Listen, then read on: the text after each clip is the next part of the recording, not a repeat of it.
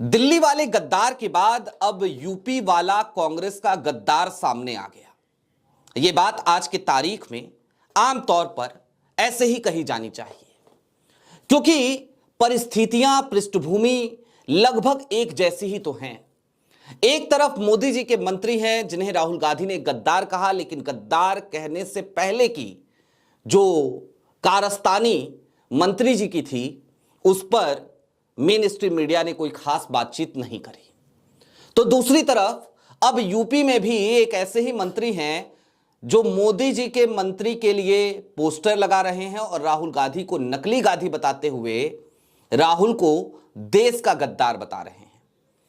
अब दोस्तों, कौन है वो मंत्री महोदय और हमने क्यों कहा, क्यों इस बात पे जोर दे रहे हैं कि कांग्रेस के एक एक करके वो तमाम गद्दार अब एक साथ सामने आने लगे हैं दिल्ली के बाद यूपी। सारी बातें जरा विस्तार से करेंगे। कौन से पोस्टर लगे, आधी रात को ही क्यों लगे, राहुल गांधी से इतना डरते क्यों हैं ये तमाम गद्दार, सारी बातें आज जरा खुलकर समझने की कोशिश भी करेंगे।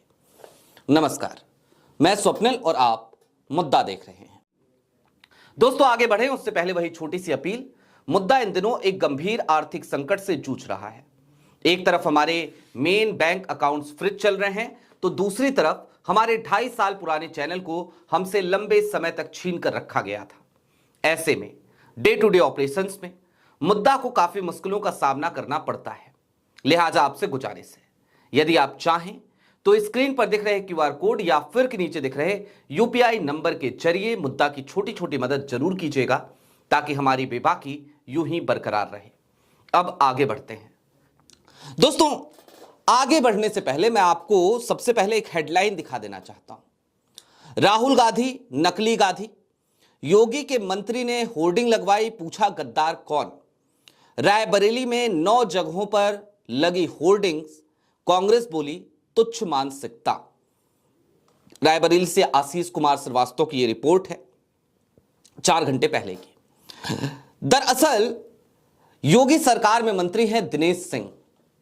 कौन है दिनेश सिंह?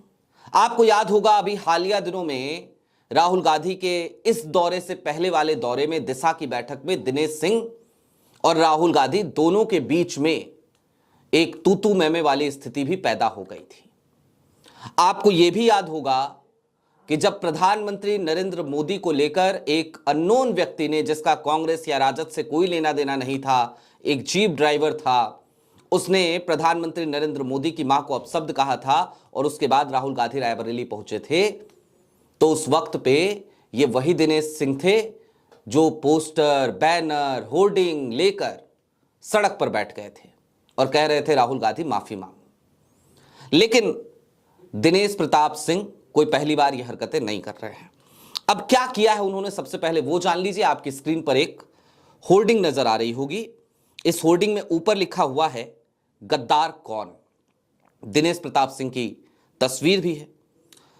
होर्डिंग में दिनेश प्रताप सिंह की तस्वीर के साथ भारत माता की भी एक तस्वीर लगी हुई है और इसके लेफ्ट साइड में लिखा हुआ है असली सरदार रवनीत सिंह बिट्टू, गद्दारी कांग्रेस से। हालांकि इन्होंने स्वीकार किया कि रवनीत बिट्टू ने कांग्रेस से गद्दारी की है।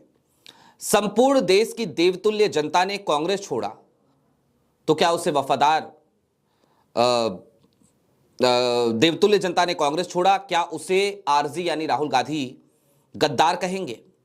राइट साइड में इसी होर्डिंग के राहुल गांधी पे हमला करते हुए दिनेश प्रताप सिंह ने लिखवाया है नकली गांधी श्री राहुल गांधी, भारत से, भारतवासियों से, भारतीय संस्कृति और संस्कारों से, प्रभु श्री राम से, सरदार पटेल से, सुभाष चंद्र बोस से, डॉक्टर अबुल कलाम से, फिरोज गांधी से, मेनका गांधी से लेकर उत्तर प्रदेश के मुरादाबाद जिले के व्यवसायी वाड्रा परिवार तक।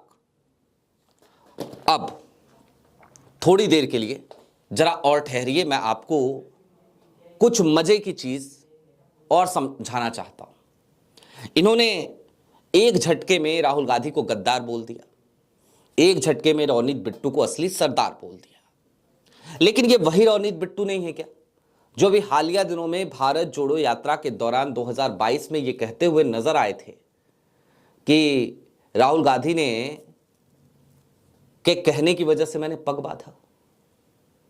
उन रवनीत बिट्टू को आज दिनेश प्रताप सिंह असली सरदार कह रहे हैं। चलिए, हम इस तरफ नहीं जाना चाहते, इससे हमारा कोई लेना देना भी नहीं है। ये दिनेश प्रताप सिंह की अपनी बुद्धि है, अपनी बौद्धिकता है, उनकी अपनी बौद्धिक क्षमता है, लेकिन उससे आगे जरा कुछ समझने की जरूरत है। इन्होंने लिखा ना, राहुल गांधी ने भारतवंशियों से, भारतीय संस्कृति से, प्रभु से, राम से, हिंदुत्व, सनातन, ये सब छोड़ दिया, जोड़ देना चाहिए था।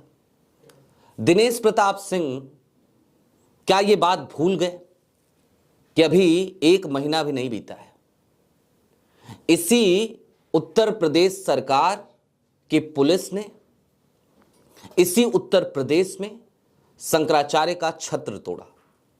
इसी उत्तर प्रदेश में माघ मेले से शंकराचार्य बिना स्नान किए वापस लौट गए। इसी उत्तर प्रदेश प्रशासन की वजह से शंकराचार्य को अनशन पे बैठना पड़ा और घमंडी सरकार एक बार भी शंकराचार्य को मनाने उनके पास नहीं गई। दिनेश प्रताप सिंह जी, फिर धर्मद्रोही कौन है? कौन विरोधी है? कौन धर्म से गद्दारी कर रहा है? कौन सनातन से गद्दारी कर रहा है? इसका भी जवाब आपको ही देना पड़ेगा। अच्छा दोस्तों, अब यह समझने की भी जरा जरूरत महसूस होती है इन तमाम स्थितियों को देखने के बाद कि राहुल गांधी को लेकर के ये भारतीय जनता पार्टी में जो जाकर के अब शामिल हो गए हैं, ये लोग इस तरीके की बातें बार बार क्यों करते हैं। और एक सीरीज है ऐसे लोगों की। अगर कुछ नामों को छोड़ दिया जाए, मसलन कुंवर आरपीएन सिंह को या फिर कि ज्योतिरादित्य सिंधिया को, वो उस तरीके से हमले नहीं करते हैं जिस तरीके से ये लोग हमले करते हैं। ये वही दिनेश प्रताप सिंह है जो प्रियंका गांधी को लेकर के ना जाने क्या क्या बोलने लगे थे एक बीच में। उस तरफ हम नहीं जाना चाहते, खूब विरोध हुआ था, इनके गेट पर जाकर के स्याही से बेईमान, चोर, पता नहीं क्या क्या लिख दिया था उत्तर प्रदेश कांग्रेस के कार्यकर्ताओं ने। लेकिन ये क्यों ये तमाम गद्दार इस तरीके की हरकतें करते हैं कांग्रेस के भाजपा में शामिल होने के बाद? और लंबी सीरीज है। हेमंता बिस्वा शर्मा को देख लीजिए, दिनेश प्रताप सिंह, रवनीत बिट्टू, तमाम नाम है, मिलिंद देवड़ा। ये लोग ऐसा इसलिए करते हैं क्योंकि आज की तारीख में भारतीय जनता पार्टी में ऐसा लगता है हमें जैसे वहां पर प्रगति पाने, वहां पर खुद को आगे बढ़ाने, वहां पर अच्छे अच्छे पद मिलने की गारंटी ही यही हो गई है कि आप कांग्रेस से आए हो तो गांधी परिवार को टारगेट करो। और ऐसे बहुत सारे नाम हैं। राधिका खेरा, ना जाने किस किस तरीके के व्यक्तिगत आक्षेप, व्यक्तिगत आरोप आजकल वो लगाती हैं।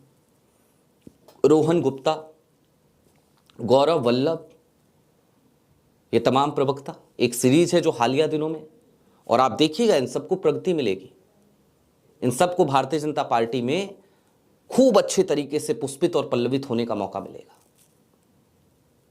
और क्यों मिलेगा? तो उसके पीछे कारण यही है कि इनके टारगेट पे गांधी परिवार है, राहुल गांधी हैं, बस। इससे ज्यादा इन्हें कुछ लेना देना नहीं है। आचार्य प्रमोद कृष्णम आज की तारीख में जिस तरीके से लगातार हमलावर रहते हैं राहुल गांधी पे,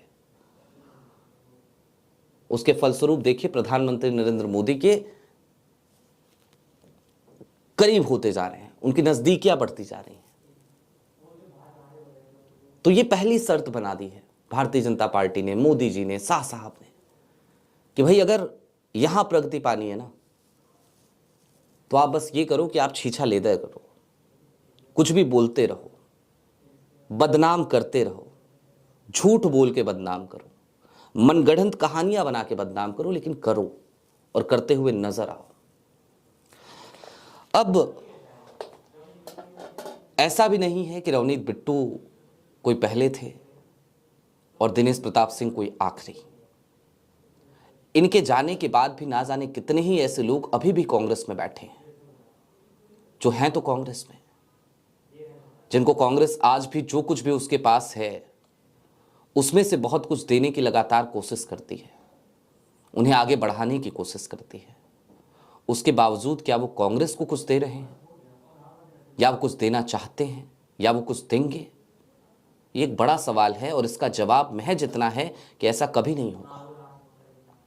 और इसलिए नहीं होगा क्योंकि ये सभी लोग आज की तारीख में सिर्फ और सिर्फ एक काम करते हुए नजर आएंगे।